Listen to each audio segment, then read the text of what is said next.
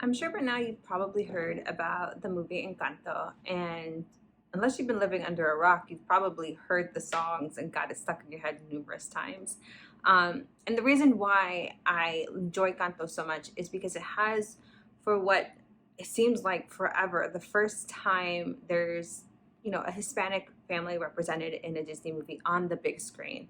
I know that we have Elena, but she's not reached that full level yet as Encanto has. And I really love not only the representation of Hispanic cultures, but also bringing in different elements that really kind of hit home for many of us who are Colombians. That traditional music, they talk about traditional family foods, that kind of atmosphere. And I think it also kind of represents family dynamics very well. And that's what I wanted to talk about today, about those family expectations, the family pressure, those family traditions that over time can really impact a person's mental well-being, their self-esteem, their self-image, all of these things. And Encanto had a really great message about being able to embrace your gift for who you are as a person, not necessarily what you can do. And I kind of wanted to delve a little bit deeper into that. And I wanted to talk specifically about the Madrigal sisters, Isabel, Luisa, and Maribel, as well as Bruno. We don't talk about Bruno. I think we need to talk about Bruno. And I really kind of want to break down each different character, their struggles, which I'm sure you've seen in the movies, um, you know, kind of honest feedback about how they can shift things for them in the future after the movie has ended, and really how to get them on the right track to embracing who they are as a person outside of the gifts that the miracle has given them.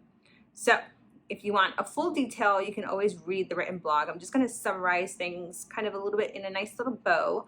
But anything else, you can always read the full blog to kind of get a little bit more detail about my thoughts about each individual character. So I guess let's get started. So my first sister that I want to talk about is Luisa. I'm totally not nervous. Luisa by far has the best signature song of any Madrigal family member, that it's sung by its character. We Don't Talk About Bruno is a great song, but it's not sung by Bruno as Surface Pressure is sung by Luisa. It is honestly a great song, and I think it impacts a lot of people because they see themselves in Luisa and kind of her pressures that she's experiencing and the burdens and the expectations and all of that and how that weighs heavy on her. And I think it's great that Disney chose her gift to be kind of the strong one, because I think that kind of represents how she feels, not only physically, but how she feels like she has to represent herself mentally as well. So having her, that be her gift for her, I think is an excellent choice. And it really kind of speaks to volumes of how a lot of people see themselves of having to be the strong one, having to be the one that carries the burden, carries the weight, carries the expectations, and really how over time that really impacts how we feel about ourselves. It stops ourselves from being able to ask for help or feeling like we can ask for help. It really makes us feel that kind of a little bit resentful that people don't ask how we're doing because they always expect us to be strong. They always expect us to have it without necessarily checking in. And I think that sucks. And I think Luisa is struggling with that within herself. She's talking about these pressures that she has on the surface, but really deep down inside, she's really struggling. And you can see kind of the representations that she has in Surface Pressure. She's at one point when she's talking about if she's able to let go of the expectations, would that give her room to have joy, room to have just peace. And the fact that they use her in a cloud scenario is really kind of great because it's really freeing. It feels lighter, like a cloud, when you feel like you don't have that heavy weight on you. So to use that imagery during that specific time of the song is great. I think it's timely. Obviously I think it's purposeful, but I think that kind of is the the goal for many people who are stuck in this is to feel lighter, to feel like they can let loose, have a little bit more time for themselves, a little bit more energy. And then you also see the representation of an iceberg. For many people, they just see it as like a lyric in the song, but an iceberg in of itself is, you see it at the surface, you see the iceberg coming up above the water, but there's a lot more to the iceberg that's below the surface, a lot more that's unseen and untapped. So again, an iceberg representation is great for that, great for Luisa. And it's really kind of speaks volumes as to the struggles that she's experiencing. I'm pretty sure I'm worthless if I can be of service. I feel for her. I think everyone feels for her because everyone sees themselves at certain points in their lives, or probably constantly in their life, of being in this place of trying to help others. And it really, at the end of the day, if you don't have the time to give to yourself, like, how are you having the energy to give to others? It's not going to be sustainable long term to constantly be worrying about others if you're not taking care of yourself. That's kind of at the core of it. Necessities is you can't give if you don't have, you know, energy in your bank.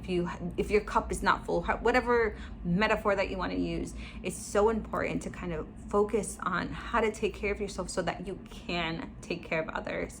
And for me, it's not surprising that Luisa is the first person to lose her powers, because at the end of the day, and not to throw shade at anyone else's struggle in Encanto, but she, for whatever reason, is the most drained out of all of them. You see her physically move bridges, churches, carry donkeys.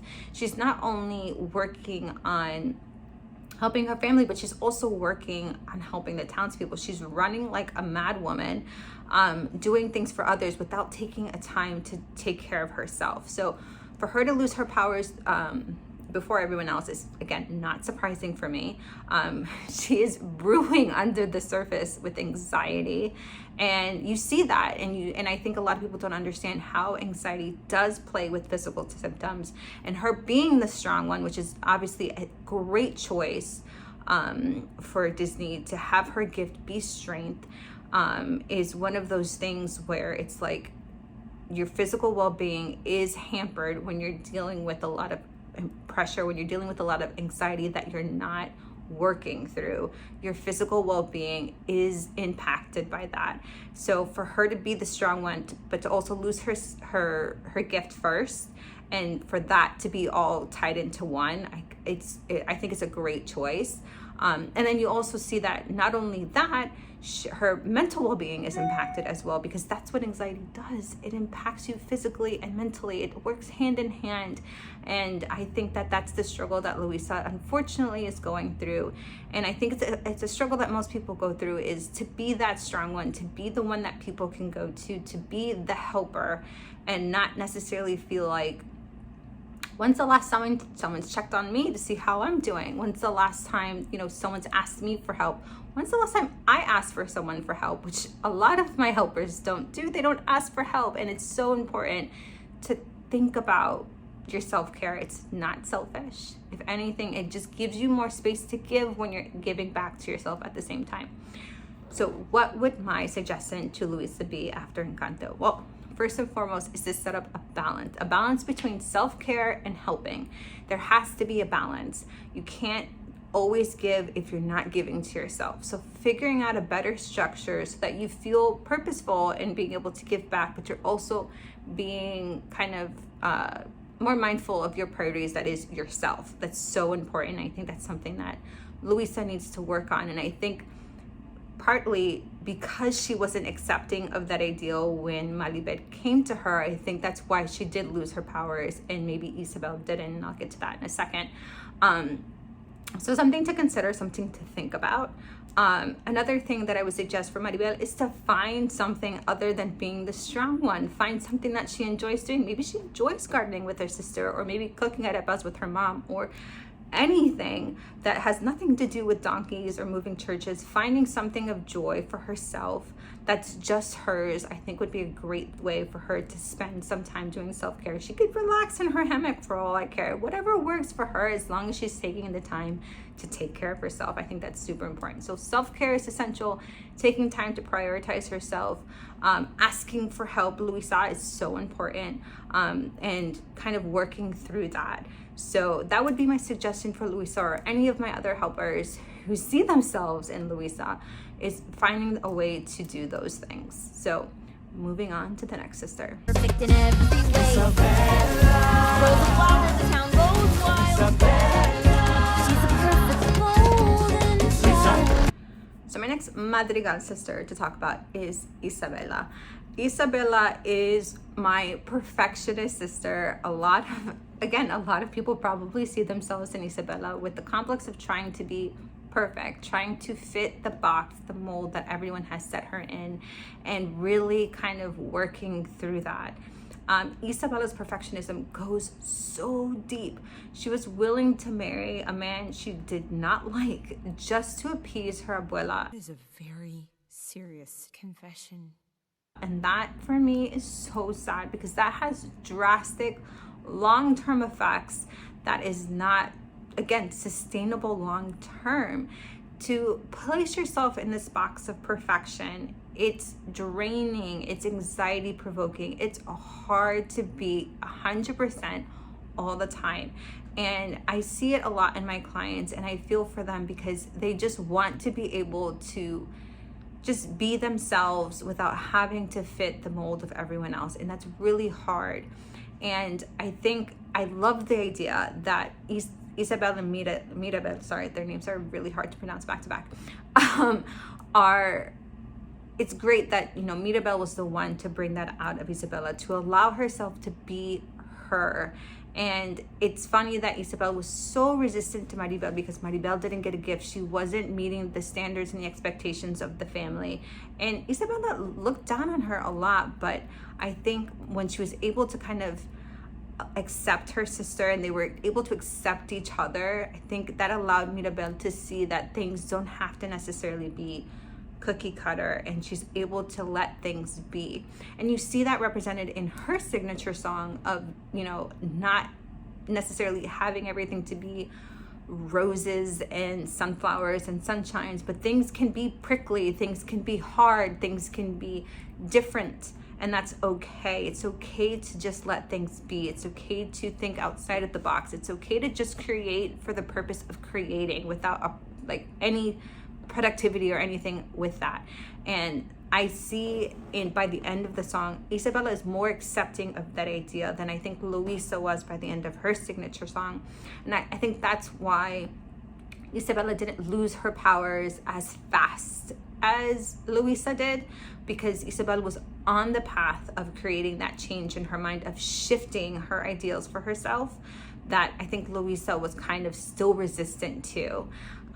Not to say that Isabella was cured. I mean, obviously there's a lot to kind of work on through the idea of not being perfect, but I think she was open to it. And I think that's what shifted and changed for her.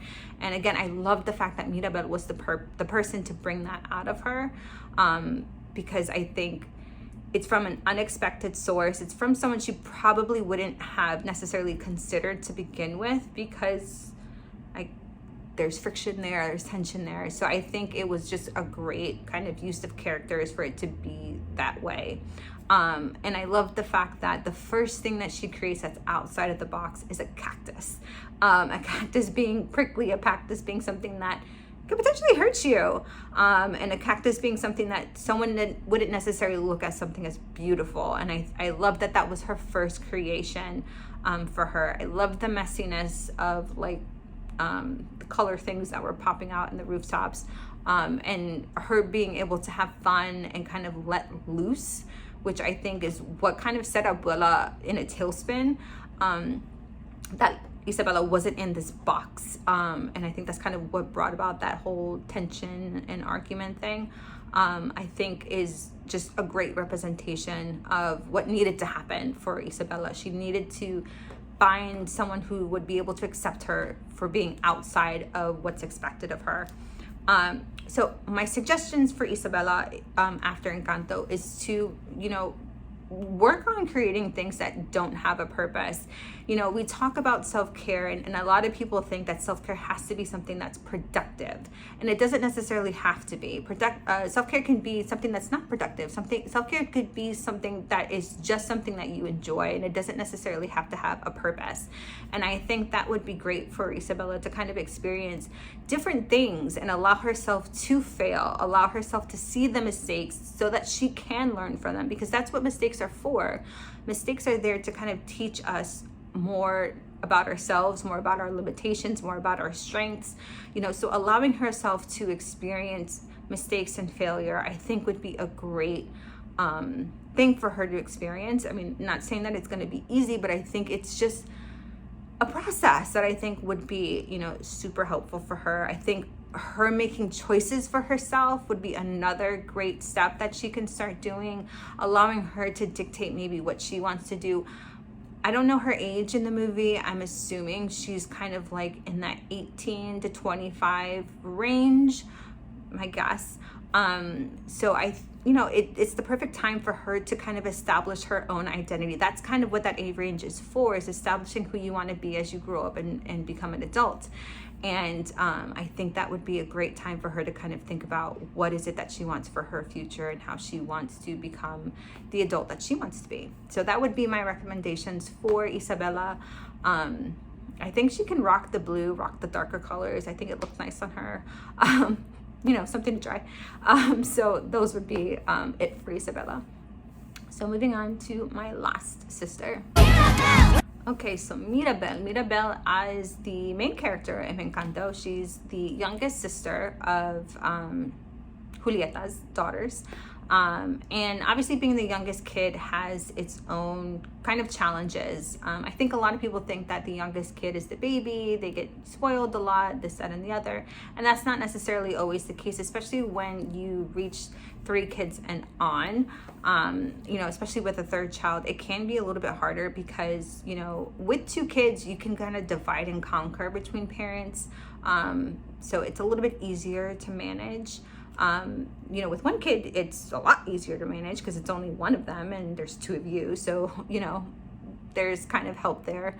And when we talk about specifically, in this case, Hispanic traditional culture, grandparents are fundamental. And a lot of times children grow closer bonds with their grandparents. And I think that's what you kind of see in kind of the backflashes between Maribel and her abuela, is that kind of closeness that they had, and that connection that they had up until obviously Mirabel didn't get her gift, and there kind of was a bigger strain between them. But more commonly in Hispanic cultures, you know, grandkids and their grandparents have a very close connection. They feel very bonded, and I think that's the case before Mirabel didn't get her gift between her and her abuela. And I think because there began to get a strain between them, Mirabel kind of took it personally and was trying to overcompensate to get maybe back in her grandmother's good graces, and kind of working towards making her grandmother happy and really trying to get back into finding her role in the family without a gift was her ultimate struggle, is finding that purpose, which is a hard thing to do. You know, you have Luisa who's struggling with pressures, you have Isabella who's struggling with perfection, and then you have Mirabel struggling with purpose.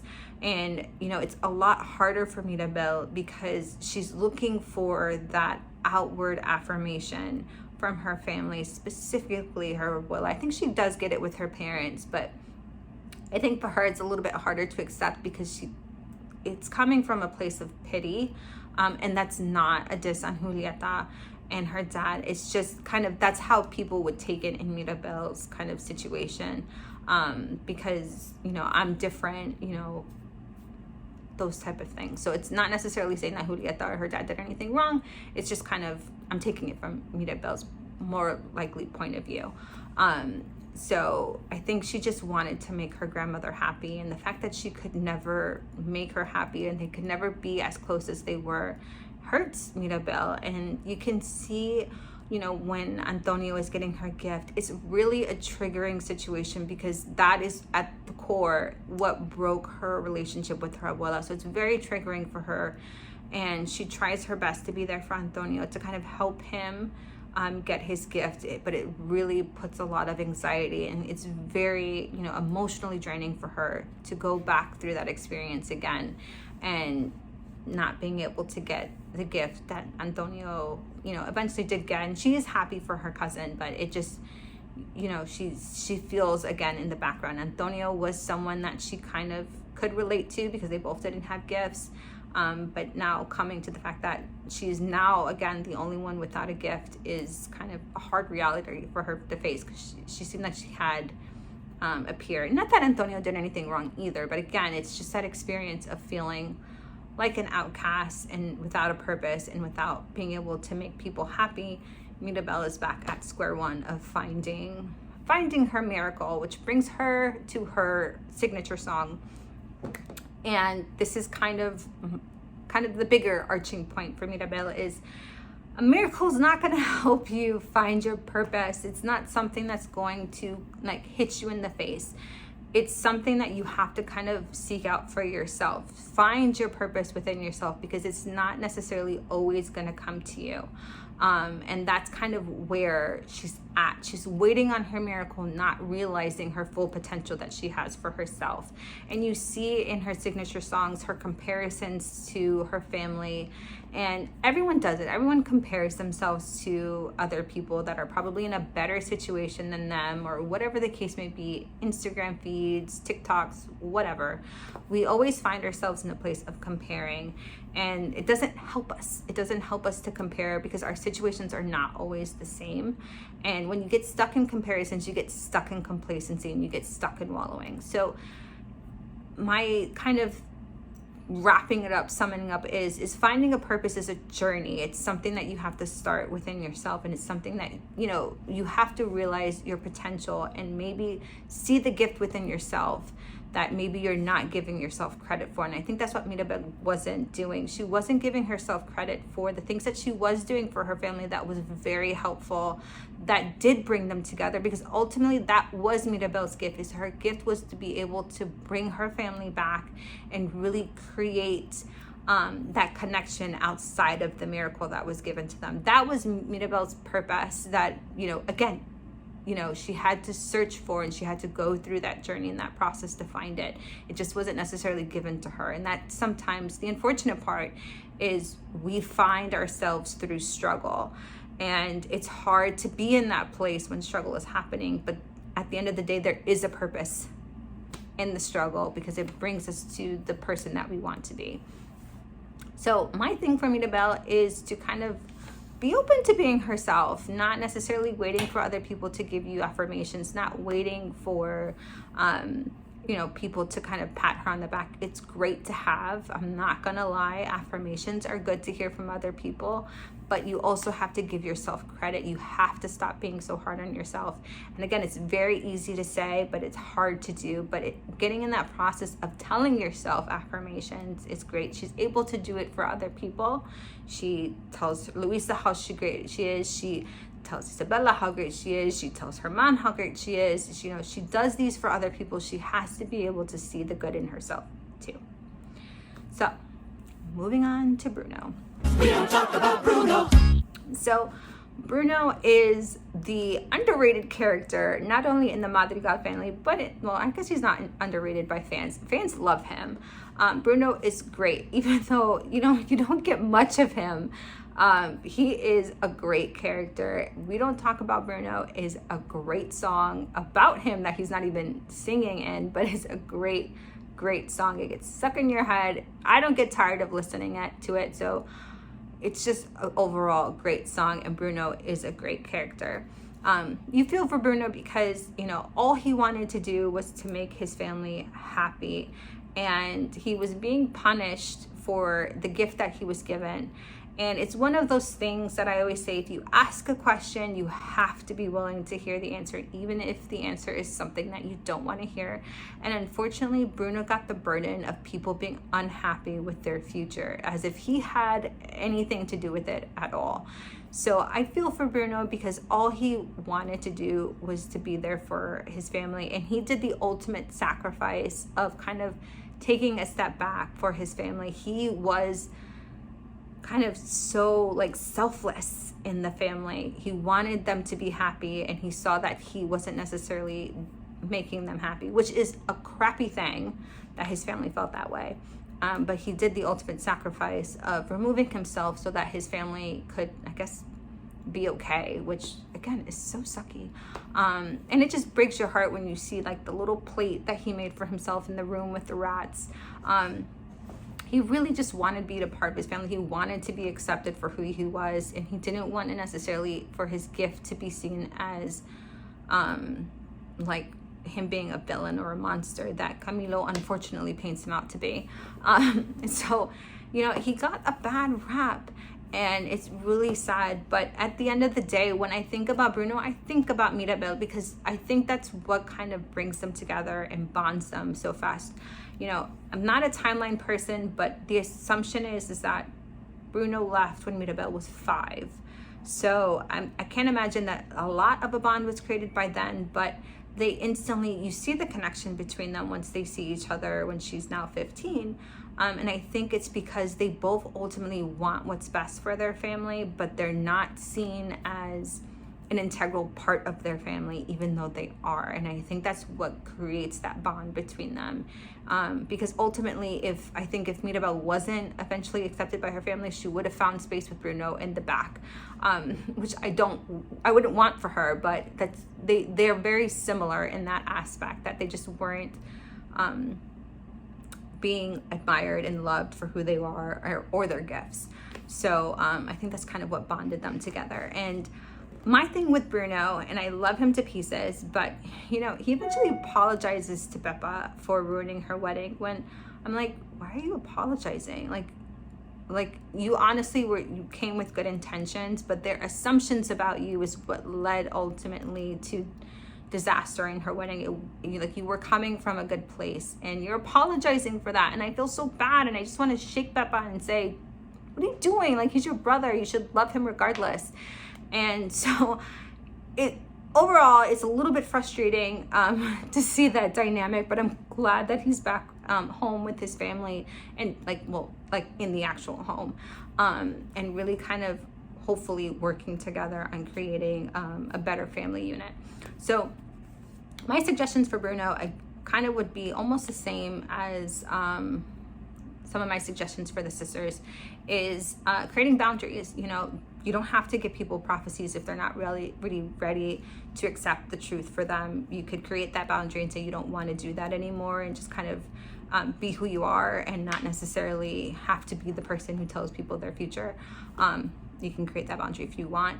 I think it would be great to see his family kind of stick up for him, kind of, you know, just helping him be more confident in himself. I think it would help if his family kind of was nicer to him and stood up for him, so that he could see that strength within himself once he sees that other people are also helping him. The one thing that I do worry about Bruno is kind of the resentment that may eventually come up with the fact that they just cast him off and painted him as a villain. Like, that hurts, you know, and I think that's something to definitely work through. I don't want them to kind of throw that under the rug like they did him. So that's something they should talk about, is kind of working through those things and those issues. So definitely, if they need a family therapist, you know, I got your back. But ultimately, I love Bruno. I think he's great. I love John Leguizamo. He's like, I love him. So I just love the character of Bruno. I love the movie Encanto. If you haven't seen it, I urge you to go see it. Even if you don't have kids, watch it anyways. It's now on Disney Plus if you have a Disney Plus subscription. I think it's still in the movie theaters, depending on when you see this video, but it's a great movie to watch. Soundtrack is awesome. It's replaced Frozen 2 in my house. I cannot tell you how excited I am about that. It's a great movie. If you haven't seen it, definitely watch it. I know there's probably a lot more character breakdowns I could do, especially with Pepa, or Dolores, or maybe Camilo, but I just wanted to focus on the core sisters, because I think they got more screen time, let's be honest, and Bruno, because I do want to talk about Bruno. So I hope you enjoyed this vlog. I love watching Disney movies. I'm super analytical about them. I don't know if that's a healthy thing, but we'll find out. And I wish you guys a very good rest of your day. Have a good one. Bye. Bye.